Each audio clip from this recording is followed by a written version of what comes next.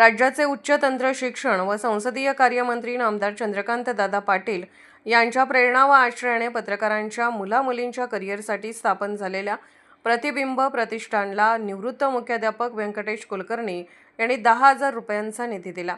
सोलापूर जिल्ह्यातील बार्शी तालुक्यातील ठोंगे उपळाई जिल्हा परिषद प्राथमिक शाळेचे निवृत्त मुख्याध्यापक व्यंकटेश यांनी प्रतिबिंब प्रतिष्ठानला 10,000 रुपयांची देणगी दिली। अभा नाट्य परिषदेच्या बार्शी शाखेचे अध्यक्ष कवी सोमेश्वर घाणेगावकर, ज्येष्ठ पत्रकार सचिन अपसिंकर व अनिल जोशी यांच्या उपस्थितीत बार्शी येथे पार पडलेल्या छोटेखानी कार्यक्रमात व्यंकटेश कुलकर्णी यांनी डिजिटल मीडिया संपादक पत्रकार संघटना महाराष्ट्र व प्रतिबिंब प्रतिष्ठानचे संस्थापक अध्यक्ष राजा माने व प्रतिबिंब प्रतिष्ठानचे कोषाध्यक्ष दीपक नलावडे यांना देणगीचा धनादेश सुपूर्द केला। कुलकर्णी यांनी नामदार चंद्रकांतदादा यांच्या प्रेरणेने स्थापन झालेल्या पत्रकारांच्या कुटुंबासाठी चाललेल्या कार्याने प्रभावित होऊन देणगी दिल्याचे सांगितले। त्यांच्या उत्स्फूर्त देणगीबद्दल दीपक नलावडे यांनी आभार मानले।